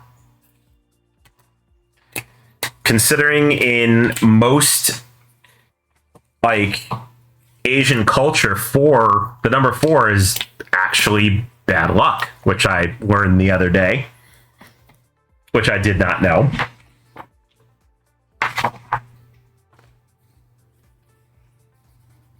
It took me a while to punch this. Yeah, punching the centers out of the coins is going to take me a while. I can already tell this. I think you might be right, Timey. I think some of the payouts are in 4s, which is why the bigger denomination of coins are 4s. But I still think it's an interesting choice.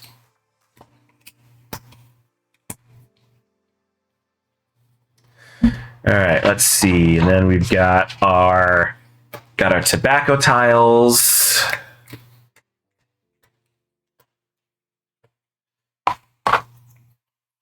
And we've got our fish tiles.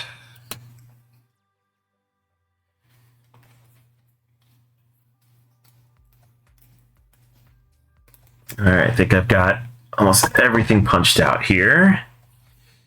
Let's see, more fish. And we've got our pipes. Let's see, I have a special pair of scissors that are very pointy for small punches. I think I have a scissor that has a very small pointy edge. Might actually help. Yeah, the tobacco, fish, and pipes can go together. I do know that. All right, I think I've got everything punched out. Make sure. Don't want to actually throw anything away. Got that.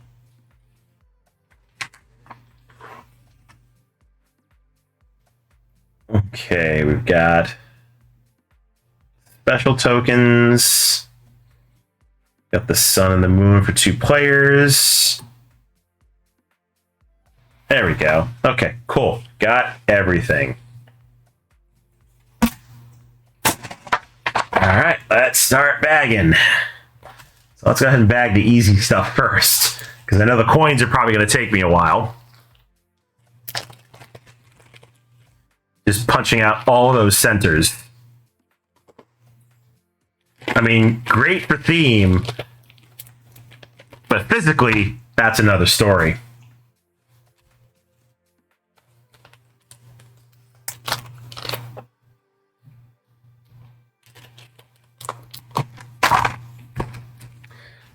All right, let's get all our sandals together.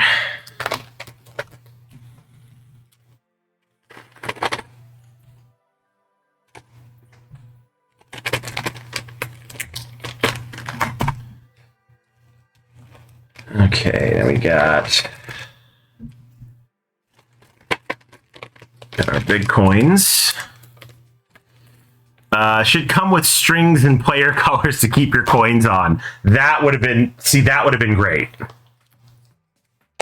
I think that would have been a nice little design choice.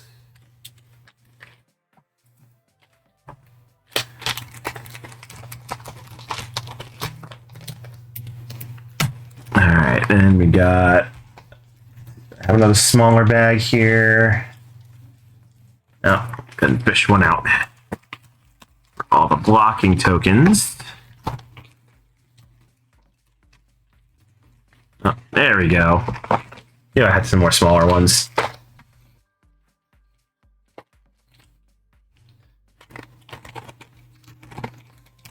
All right, I think punching out the centers on the bigger coins will probably be easier. Oh, maybe not. Oh yeah, that's gonna be a pain. It's gonna take me a half hour just to punch out all these centers. Let's see, what do I got here? Do I have anything pokey? Oh yeah, this drink stirrer will do. Oh, that actually works perfectly. All right, Halloween drink stirrer for the win. It's going to help me punch out the coins for this. Then keeping all of these centers together so I can gather them all up and then throw them away once I'm done with them. Oh no, Dallas is killing you. Why is Dallas killing you? Because it's 2-0. What the hell? Ah, not great.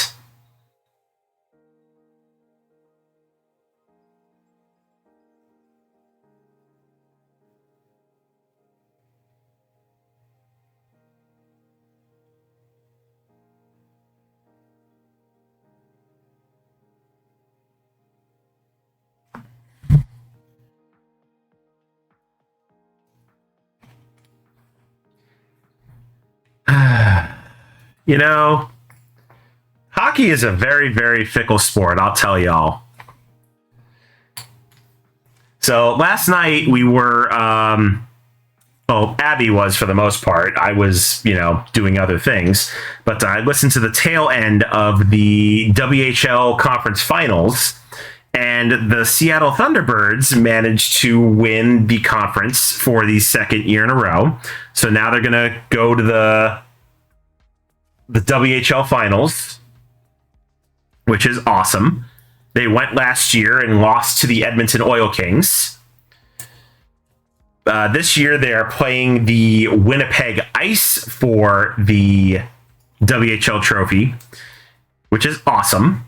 But then you got the Seattle Kraken, second year in existence. They make the playoffs.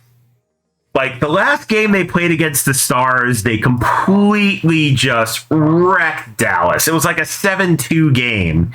And here we are, 10 minutes ago in the second period in game 4, and the Kraken are losing. Like, I just don't understand sometimes. Like, I get it's just sports, but sometimes you just expect a team to do well, and then when they don't, you're just like, what the heck's going on, man?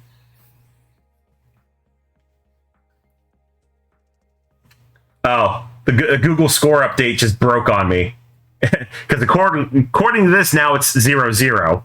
But if I bring up the website, yeah, now it's 3-0. Good Lord.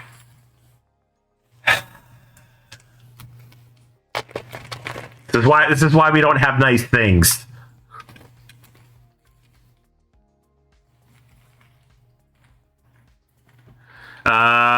But there's likely goalie interference, so Seattle is challenging it. All right, well, let's see if we can at least win a challenge, get it back to 2-0, and get back into this game and not be down 3 goals.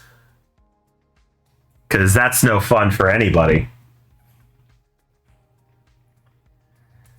Well, I will say punching out the center of these coins is going a lot faster than I thought it would. I appreciate the idea, Timey. As soon as you said you had like a pair of scissors with a pointy end to make this easy, yeah, having a pointy-ended object is making this a breeze. So thank you for your insight, my friend. Oh, there we go. Now the Google score updated 3-0. But, aside from that, I am hoping the Carolina Hurricanes completely wipe the floor with the New Jersey Devils because A, I do not like the Devils, B, I do not like New Jersey, and C, I do not like the New Jersey Devils. I grew up a New York Rangers fan, and the Devils are our biggest rival and always will be. And the fact that the Devils, knocked the Rangers out in round 1 is not sitting well with me. So, if the Rangers can't have the cup, and the Islanders definitely ain't getting the cup because they got knocked out, then I definitely don't want New Jersey to have the pleasure either.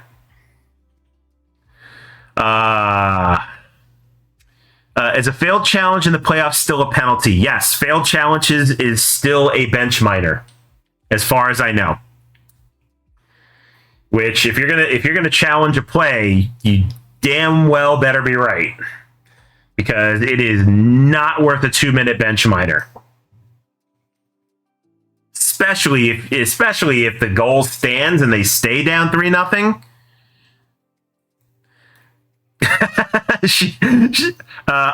Challenge. Boo. That just stinks. Shannon says, watching you punch these centers is very mesmerizing. Well, I'm glad it's entertaining you. I'll say that much. I mean, I'm having fun with it. But I'm sad because I've only got like 8 more to go, and then I need to move on to another game. This is actually kind of fun. It's like a game in itself.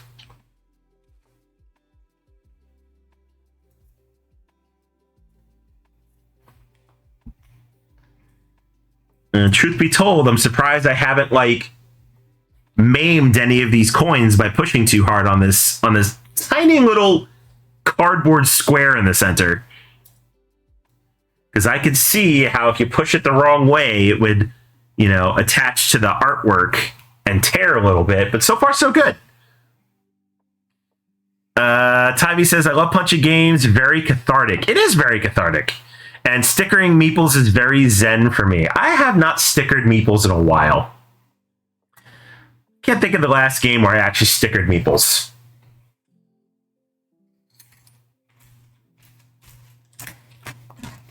I remember a couple years ago getting Burgle Bros in, and then like the stickering those meeples was kind of fun. But yeah, there's not too many games out there that require like stickers on meeples. I guess because it's just, a little bit of a hassle.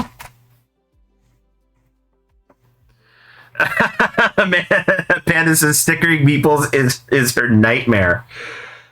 See, I could see both sides of the argument, because if you have meeples that have really, really like great art stickers, it can be satisfying. But at the same time, if you off sticker it and you pull it off too much, and then the sticker loses its stickiness, yeah, then you're just completely hosed. So I could see both sides of the argument there. Oh, Tiny's heard Amanda cry about it. I don't think I've had that pleasure. At least I can't think of a time where Amanda was on stream stickering meeples. All right, so Iki is done. So go ahead and put that on the shelves here soon. All right, what is next? All right, so I think I got time for one or two more. I definitely need to open this one because I'm super excited that I got it in. Steam Up, the deluxe edition. So Amanda and I played this on I think it was Tabletop Simulator last month, I believe, and I bought it right after because I got told about the squishy bits, and the game was fantastic, and I am an absolute sucker for a game with amazing bits. Like, Abby will tell you, the whole reason we bought Honey Buzz from Elf Creek Games was the squishy nectar bits. Because they literally look like candy. So, the fact that we've got squishy dim sum bits is already, amazing to me. So let's go ahead and take a look. Also, this is adorable. So all of the steamer baskets that come in the game sit on this Lazy Susan, and I love that it's actually like a Lazy Susan. That is really, really nice. All right, so here's all of the regular cardboard bits, and I can definitely, see that when they say deluxe, they mean it. But let's get to the good parts. Let's get to these bits. Go ahead and zoom in here. Okay, so here we've got our Phoenix claws. These are absolutely adorable. Oh my goodness. Oh, that is cute. I love that. Just look at the detail on this. And so I went with the Phoenix claws first because I was in Southern California this past weekend. No, not 2 weekends ago, and I had chicken feet for the first time, which was really tasty. But yeah, that is adorable. I love it. That is cute. Let's see. Then we've got our Chow Mai here. Just look at these things. That is so stinking adorable. Like this right here is worth the price of admission alone. I don't think I could play with cardboard tokens. The art's nice, but squishy bits are better. Yeah, I know you still need some of the cardboard bits because I know you need them for the tokens and such. But the ones that actually go into these steamer baskets, yeah, I don't think I could use them after seeing these. Absolutely adorable. I'm really glad I bought it. Not even remotely disappointed.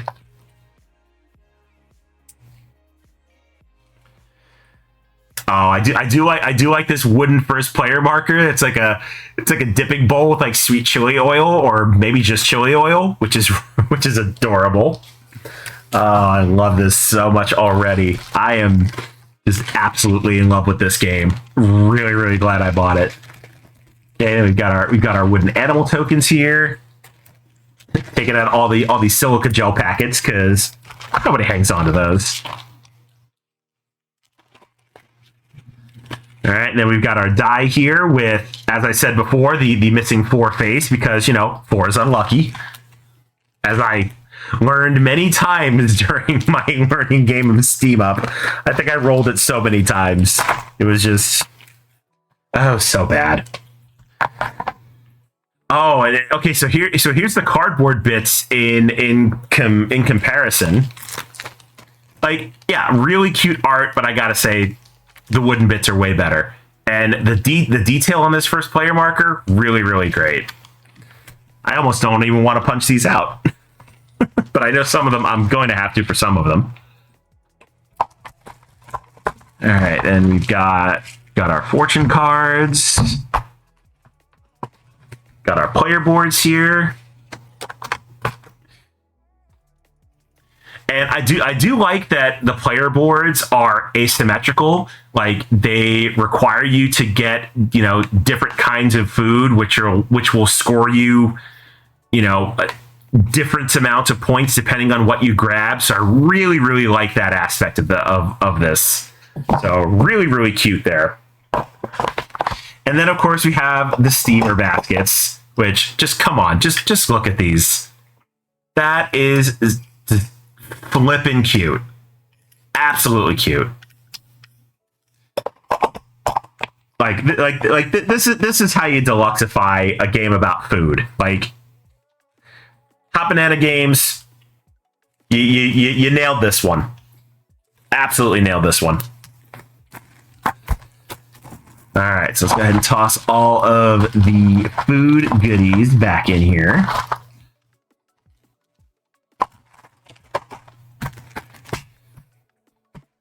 Then get the cards open, throw those in some bags. So I opened this one because Abby and I will be playing this on Friday at 6:30 p.m. once she gets off of work, and I think she'll like this one. It is a little bit on the simpler side, but I still think it's good enough to have a place on the shelves. Even, bits aside, I think it's a really, really fun, take on the set collection game. Like, it's a really, really unique way to do it, and I really, really like it. All right, so we got our cards there, got our player aids.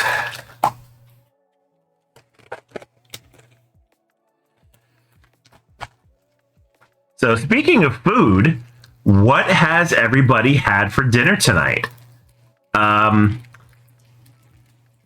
I tried the new Doritos Cool Ranch Papadillas from Papa John's.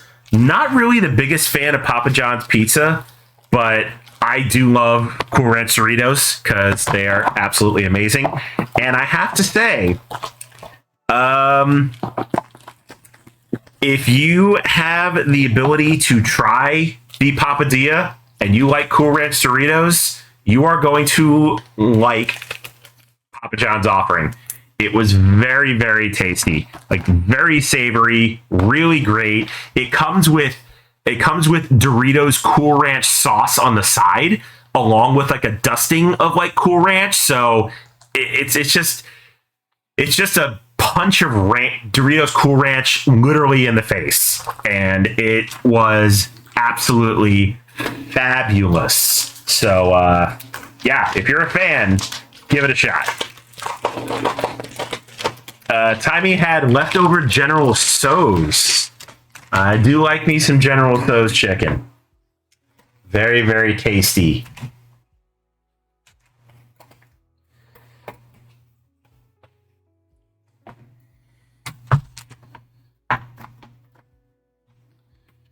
All right. Now I need those. Let's see. Which one of the cardboard bits am I going to need to keep? I think it's just the discs I need to hang on to. Let's see. Feast zone markers for player. The food tokens I need. Okay. Abby had a slider in tot. What kind of slider? Just your regular beef style slider, or was it like a chicken slider or some other like unique kind of slider? Let's see. Okay. So all of the squishy dim sum goes into the bag. So let's do that. Well, that's good because I like having spare baggies. Cheeseburger with onion jam and a fancy aioli. That actually sounds like a pretty good slider.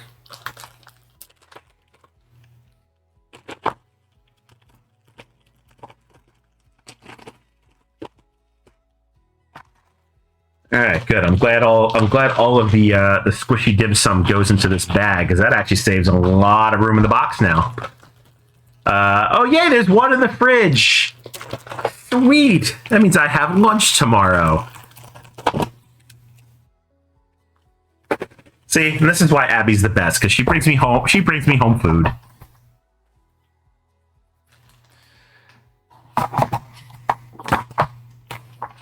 Okay, let's see. I think the tokens can be separated, though. Yes, the tokens can be separated because those go into stacks during setup. So we'll separate all those.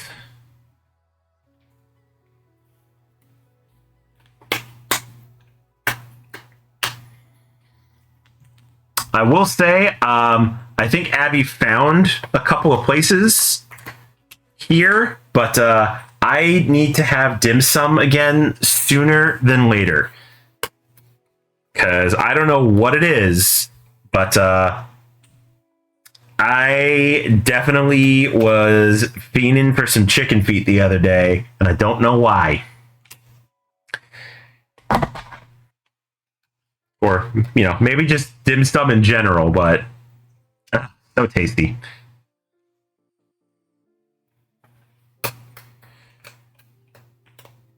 All right, so I've got about 5 minutes left. So yeah, this will probably be the last game that I open and punch out for the night. So which means I'm gonna have some more stuff to open next week.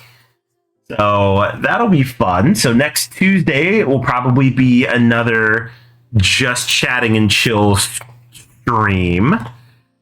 Oh yay! Kraken got a goal. So that means it's 3-1 now. No, 4-1.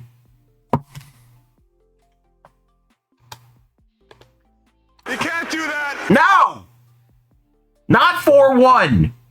That score needs to be closer. That's bullshit.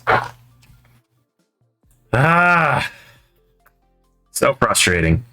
You just want your team to do well, and that ain't it.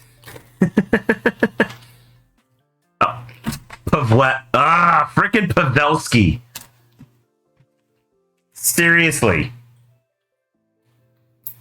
it's not the Seattle Kraken versus the Dallas Stars. It's Seattle Kraken versus Joe friggin' Pavelski. That guy is their entire team, and that annoys me to no end. I get it. You got one good guy on the team, but when he's doing everything for you, that kind of defeating the purpose, man. I mean, I don't wish ill will on anybody, but if Joe Pavelski happens to not be playing, I don't think I would be disappointed. Just saying. And I'm pretty sure the entire Kraken team probably agrees with me. Yep, I'll straight up admit it. I'll straight up admit that I'm being shady. But seriously, when one guy has scored the majority of your team's goals in a playoff series, that's not a team. Like, what does that say about everybody else who's there? No, Tiny. No, it is not. It is not a game. And yes, I'm pissed off. I am mad, but I don't care what anybody says either. No, it's all good fun. I have loved and watched hockey ever since I was a kid, and it's just awesome to really get into it, because I used to watch, baseball when I was a kid because my dad watched it. I lightly watched basketball, but I never really got into anything really, really hardcore other than hockey. I mean, people say, football's great, there's a lot of action. I disagree.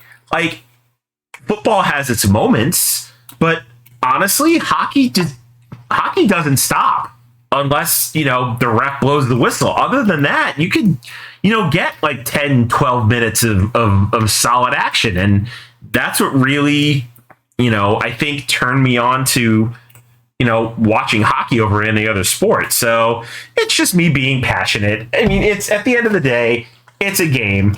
It's not that serious, but it doesn't mean I'm not going to complain about it along the way. and I think that goes for really any sport, I think.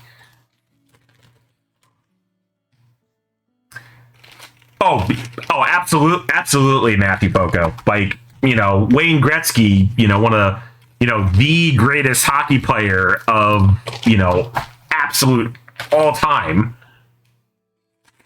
And the fact that I've watched hockey so long that, you got players like Alexander Ovechkin chasing after Gretzky's goal scoring record.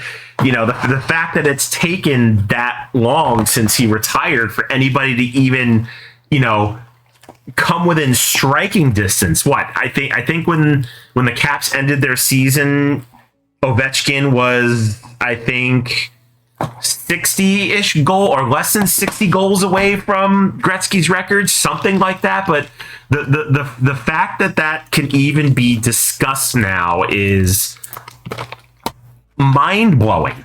I think, but I just think that's really cool. All right, there we go. So that is Steam Up, and again, Squishy Bits for the win. And the fact that I now own 2 games that I bought purely for Squishy Bits is probably telling for me. All right, so like I said, I'm not going to open another one because I am definitely running short on time. But next week on Tuesday, what I've got left to open. And this is a couple games that I got from Amanda Panda that she passed along to me while I was there. We've got My Shelfie. We've got It's a Wonderful World.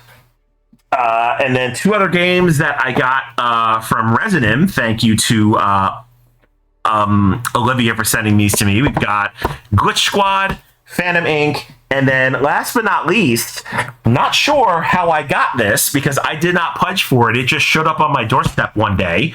The Kickstarter pledge for Hegemony. I wanted to back it. It seemed really interesting because I do love a good historical game, but I didn't back it. But one day I got shipping information and it showed up on my doorstep. So, not complaining. But yeah, these will be the games that I open next week. So yeah, fun times ahead. All right, let's head back up to the top here. And I appreciate y'all hanging out with me. Again, this is something that I, have not done ever. I've never just, had a straight up unboxing stream. I know I've done haul streams like when I came back from Dice Tower West and Gen Con, but not just, sit, punch, open games and talk with y'all. So this was really, really nice. And I appreciate that y'all tolerated me. So that will do it. For the rest of the week, let's see, on Thursday at noon for the Panda and Phantom show, we're going to be playing Acropolis on BGA. I have wanted to play Acropolis. It looks like a super interesting game. So that'll be noon on Thursday. Then later that evening, I'll be on Geek Girl Con's channel. Abby will be joining me along with Christina and Emerald from the Geek Girl Con staff, and we're going to be playing Three Sisters from 25th Century Games for Geek Girl Con's month of nurturing. So figure, a roll and write about gardening totally fits the bill. So that'll be Thursday at 7 p.m. And then, as I said, Friday, 6:30 p.m., Abby and I will be right back here playing Steam Up. So hopefully y'all will join us for that. And let's see who we are going to send the raid train onto. Who is on right now doing stuff? Let's see. Casey Miguel, I know they're on playing Cubitos, giving away stuff because they reached 1,000 followers, so they're doing like their massive John Declare giveaway. Let's see, Migsy's on doing some 7 Days to Die. Kestrel's playing some Breath of the Wild. I see a lot of people playing Breath of the Wild, just preparing for Tears of the Kingdom, which is fantastic. You know what? I guess we're going to drop in on Casey and Miguel because they're the only ones playing board games. So let's do that. So let's go ahead and get the raid commands in here. If you are a subscriber or a follower, feel free to use them and give them some love. And hopefully it's not too late to enter their giveaway for Cubitos. All right, let's see. Make sure I get the right amount of underscores because I usually put them in the wrong positions. There we go. Awesome. Again, thank you everybody for hanging out. I will catch you later. Take care, y'all.